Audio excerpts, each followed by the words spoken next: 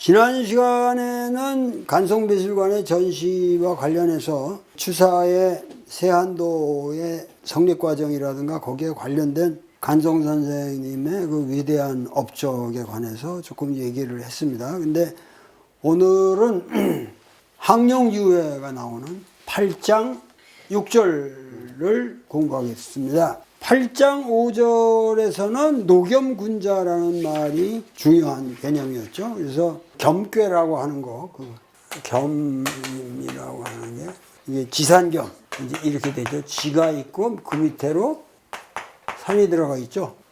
땅 아래로 산이 들어갔다. 산맥이 이렇게 들어갔지만은 그 겸손한 모습이다. 겸손하다는 것은 자기를 비운다. 공이 있으면서도 부덕이라는 건 자기를 덕스럽게 여기지 않는다. 그러니까 자기의 공이라고 여기지 않는다. 그렇기 때문에 그것이 어떠한 후덕함에 지극한 것이다. 덕지지하. 후덕함에 그 지극한 것이다. 덕언성, 덕언공이라는 말이 있었죠. 덕이라는 것이 서가면 덕, 언성, 덕이라는 것이 성하면 성할수록 여기 할수록 이렇게 하라고 했죠. 그 얘는 더 공경스러워진다. 그러니까 여기 언이 어떤 특별한 이제 그 조사를 역할을 한다. 겸이라고 하는 것은 그 위를 겸손하게 자기를 바침으로써 그 위를 보존한다. 명예롭게 보존한다. 공성이불고라든가 상덕부덕이라든가 노겸이라고 하는 것은 동양 사람들의 이 동방의 모든 사람들에 있어서 가장 아름다운 미덕이죠. 우리가 살면서 친구를 사귀는 것도 결국은 노겸, 노력하고 진실하게 살되 오히려 더 겸손해지는 그러한 인격, 그러한 것을 가장 우리들 친구 중에서도 그런 사람이 있으면 가장 가치관에 있어서 그 우리가 높게 평가를 하는 거죠. 그런데 여기 8-6, 8장 6절에는 건괴를 끄집어냈어요. 건괴.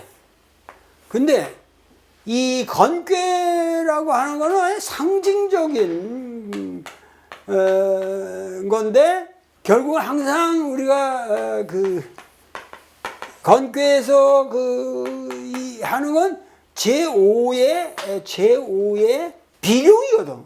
그래서 항상 우리가 용을 생각하면 비룡을 생각하는 건데 사실 주역에 있어서는 비룡의 포인트가 있지 않다. 결국 잠룡에서 자기 몸을 숨기고 그렇게 해가지고 드디어 비룡이 됐다. 그건 너무도 당연한 프로세스고 건괴의 프로세스에서. 근데 건괴가 사실은 우리 삶에서 더 인용이 되고 더 우리에게 의미를 주는 거는 6번째의 메시지란 말이야. 그게 뭐냐? 항룡.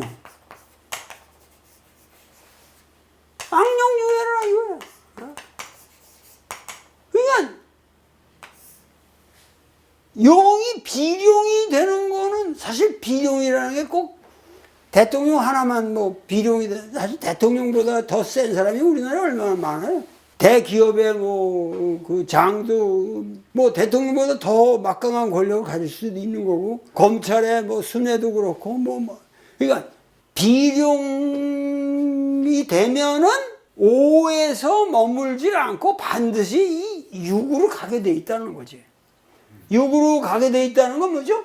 대가리가 잘리든지 하여튼 항룡이라는 건 그 위를 자기 위를 벗어나는 짓을 하게 되는 거예요.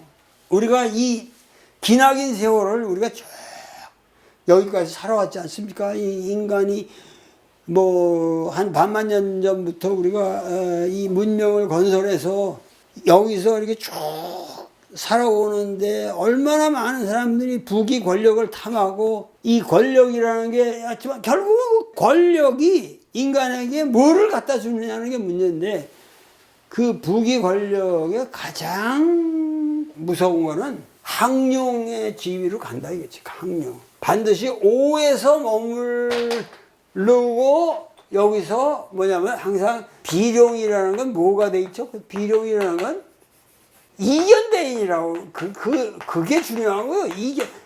이 비룡이 됐으면 반드시 그 비룡의 자리를 나르는 힘을 주는 그 대인들이 있어야만 주변에 그래야 이롭다 그거야. 그 비룡은 유지될 수 있는 거야. 근데 이 비룡은 대인을 만나지 못하고 지금 현 정권이 다 그렇지 않습니까? 전부 뭐냐면은 그 비룡의 포지션을 유지할 수 있는 대인을 만나지 못하고 전부 항룡이 되려고 그러는 거예요. 전부 항룡의 길로 가는 거죠. 이 항룡이 되게 되면은 뭐야? 거기에는 후회만 남게 되는 거예요. 근데 오늘날도 우리 사회가 이 항룡 유회라고 하는 이런 식으로 가고 있다. 그래서 8장 6절에는 공자님께서 항룡 유회에 대한 멘트를 하신 거예요. 이게 얼마나 대단한 거냐면 이게 주역의 가장 포인트가 되는 건괴의 6번째 항룡 유회라고 하는 여기에 대해서 공자가 말씀하시는 이 항룡이라는 건 뭐냐? 최고의 높은 자리에 이 귀라는 건 높다 그런 말이거든요. 최고의 높은 자리에 올라갔는데 올라갔으면서도 실제적으로 위가 없다. 대통령이 됐는데 대통령이 아니라는 얘기예요. 대통령의 위라고 하는 거는 그 위상을 우리가 말하는 위상이라는 말을 쓰잖아요. 위상. 보통 그 위상을 떠받쳐 주는 모든 여건이 있어야 귀에 이 포지션의 능력이 발휘되는 거란 말이야. 그런데 귀하면서도 그 위가 없다. 위가 없다. 그러고서 어떻게 돼요? 높은 자리에 올라갔어. 최고의 자리가 올라갔어. 자기는 거기 가는 것을 위해서 뭐 점쟁이도 동원하고 모든 거를 동원해서 예언대로 된 거야. 그러니까 높은 자리에 간 거야. 높은 자리라는 거는 백성이 있어야 높다는 게 의미가 있는 건데 높은 데 올라갔는데 백성이 없어. 사람이 없어. 그러니까 빈집 꼭대기 올라가면 뭐야? 지금 지지율이 십몇 프로까지 지금 그냥 완전히 하락해 버렸다는데 고위무민하고 현인 제하위 무보라고 했어. 현명한 사람들은 모두 하위에 있어. 어리석은 놈들만 다 고위에 있는 거야. 그리고 현명한 사람들은 다 아래로 깔렸어. 그래가지고 무보. 도움이 하나도 되질 않아 이 사람들. 이 도울 보호거든. 이게 뭐냐면 막기를 반듯하게. 그러니까 이 보호를 해줄 수 있는 사람들이 있어야 되는데 그 현인들이 있어야 되는데 무보. 도움이 되질 않아. 도움이 되는 그 사람들이 없어. 그렇게 되면 어떻게 되냐. 비행기 타고 외국에 나가서 움직이는 족족 후회만 남아. 욕만 먹고 후회만 남아. 뭔지 그 공자님께서 오늘 우리나라의 정치를 두고 이 괴풀이를 하지 않으셨나. 그러니까 괴풀이라고 하는 건 항상 현 시점에서 끊임없이 해석되는 거다. 그러니까 이 효라는 거는 뭐라 그랬어요? 변통이라고 그랬잖아요. 지난번에도 계속 시대에 맞게 그 흐름에 맞게 해석을 해야 된다. 그게 사다 그랬잖아요. 그게 사업이라는 거예요. 사업이라는 거예요. 그러니까 여기 뭐냐면 항룡유회라고 하는 걸 놓고 공자께서 건괴의 6번째 꾀로 있는 것이 아니라 그것이 아니라 오늘날 우리의 역사를 두고 하는 맛이다. 우리 사회가 가야 할 길. 그런데 이 항룡이 되는 사람들의 운명이라는 것은 높은데 그 위가 없고 아무런 위상이 없어. 높다 할 수 있는 그 포지션에 맞는 그 권세가 있어야 되는데 그게 도저히 없다 이거야. 높기만 하고 그 밑에 사람이 없고, 현인들이라는 현명한 사람들은 다 아래로 깔렸고, 더러운 놈들만 모두 장자리 꿰고 차고 앉았고, 비서실을 꿰고 차고 앉았고, 그러면서 아무런 도움이 되질 않고, 그러니 therefore 움직이기만 하면 후회스러운 일만 있다. 이것이 그야말로 오늘날의 리더십의 현주소가 아닐까. 그리고 이거를 공자께서 말씀하셨다는 게 재미있습니다. 그 다음에 8내 7인데, 이게 7절인 8장 7절의 메시지도 역시 수택절이니까 수면은 이렇게 되죠. 그 다음에 택이니까 마찬가지로 이렇게 되죠. 이게 수고, 이게 모택.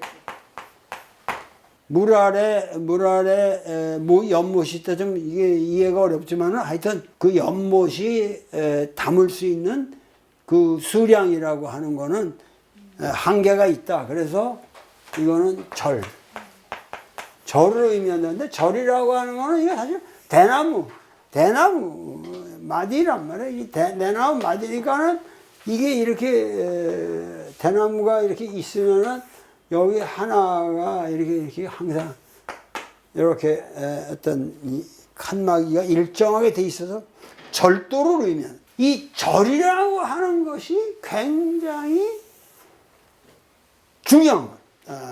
결국은 이 화라고 하는, 우리가 조화라고 하는 거, 평화라고 하는 이 화도 이 절도에서 오는 것이다. 그런 얘기란 말이에요. 그래서 이 절궤는 환궤 다음에 오거든요. 이 환궤라는 거는 모든 게 풀어지고 이렇게 나가는 거지만, 절이라는 건 그 풀어진 거를 다시 흡수해서 어떤 절도 있게 만드는 것이다. 하기편에도 논어에 보면은 지화이화라고 그랬거든. 화만 알고 있으면 안 된다. 그러니까 반드시 예로서 그 화라고 하는 건 예로서 예로서 그 절해야 된다는 거.